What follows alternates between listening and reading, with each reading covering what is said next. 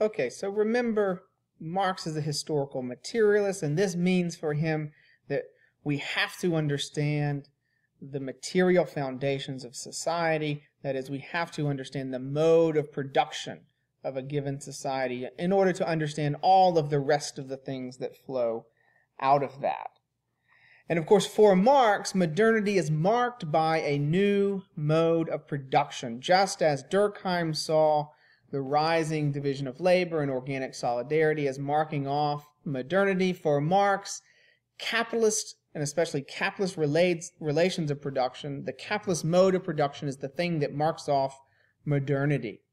So we need to understand then this capitalist mode of production, and this would entail understanding the capitalist forces of production and the capitalist relations of production. So what marks off the capitalist forces of production is industrial technology, a new sort of bundle of the means of production, all right? That is combined with labor power to really rapidly increase labor power's productivity. Right? So the industrial technology that we're talking about is these large-scale factories containing inside of them large industrial machinery, such as the assembly line, at least later on in history for Marx, the assembly line and other types of technology that are housed within these large-scale factories. And so that's the sort of new element inside of the productive forces of capitalism. What about the capitalist relations of production? Well, this is marked by two fundamental elements that we have to understand that spur out his understanding of social classes and therefore his understanding of class struggle within the capitalist mode of production. The first is the institution of private property. The means of production within capitalism are owned privately by private individuals or in many cases private collections of individuals. They are not owned by the state, they are not owned by aristocrats, and they don't sit idly by being unowned on the land. They are owned by private individuals who employ them and use them as they wish to facilitate productivity and production. So private property is the first marking of the capitalist relations of production. This is joined together with what Marx terms free labor. Now, this is not free in the sense that you're often thinking of it in terms of slave labor, unpaid labor, or at least labor that is not paid in the form of money wages. But instead, this is the fact that individuals who were once bounded to the land under feudalism are freed up from the land and are able to go about and sell their labor power to those private individuals, those private employers who own the means of production. If you are going to own a factory as a capitalist, if you're going to own a factory, you need to be able to hire individuals to come and work inside of that factory, and this institution of free labor is what enables that. So given these capitalist relations of production, we can begin to uncover how it is that classes organize in the way that they do within capitalism. Capitalist social relations of production entail a specific class structure. And remember, for Marx, all history is the history of class struggle. So we have to understand what the class structure is that Marx is talking about and what he sees when he looks out there. When Marx speaks of classes in a broad sense, he's talking about a group's relationship to the means of production. He's talking about aggregations of groups of individuals who have a particular relationship to one another and to the means of production within a particular mode of production. Right? So he's really talking about, and when he talks about classes, is who owns and controls the means of production and what is going to be produced with those means of production. So relations of ownership of the means of production are particularly critical in understanding capitalist class structures.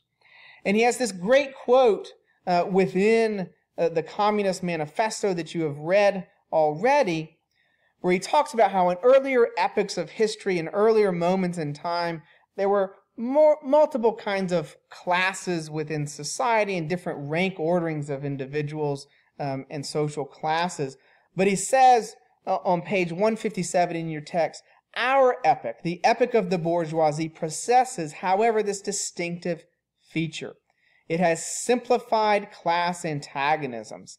Society as a whole is more and more splitting up into two great hostile camps, into two great classes directly facing each other, bourgeoisie and proletariat. So let's take a look at those particular classes. And we can think about it in relationship to The Simpsons, as I'm sure you are already thinking about it to this point. So if you think about these two characters on the screen, on your left looking at the screen is Homer Simpson, on the right is Mr. Burns. What is it about these individuals that gives them their particular class positioning? Mr. Burns is a capitalist, right? Inside of the city of Springfield, this means that he owns the means of production. More specifically, he owns the nuclear power plant, right, in which nuclear power is produced. So the mere fact that he owns that factory, that nuclear power plant, marks him off as a capitalist. He is one who owns the means of production, and he owns everything inside of that factory, right? All of the tools and machinery that is used to produce nuclear power. And so what Homer does is he wakes up every day and he goes into that factory, that nuclear power plant, and he sells himself to Mr. Burns. He sells his labor power to Mr. Burns. This is the only thing that Homer owns, the only thing that he owns. And so he has to go and sell it to Mr. Burns. Since Homer doesn't own the factory, he has to sell himself, his labor power, to Mr. Burns as a, in the show The Simpsons, as a safety inspector, right? Where it's going to be his job to impart his labor power into inspecting all of the nuclear power as it comes down through the plant. Right? This is the basic class structure that Marx sees. These are the two and only two classes within capitalism. And again, as Marx pointed out in that particular quote from the Communist Manifesto, society, capitalist society, splits up into these two and only these two social classes.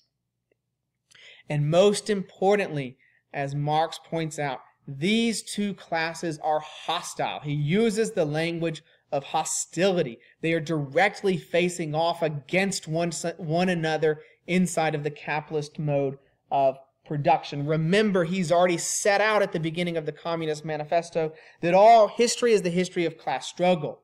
So we have to understand the struggle then between capitalists and workers as hostile, antagonistic actors within capitalism. So the real question we're left with is, well, why? Why are capitalists and workers hostile classes? We see that they own different things. The capitalist owns the means of production and the workers only own their labor power. But why does this make them hostile to one another? Read about the parable of the shmoo, and you will have a discussion on the discussion board to try and figure out this particular question.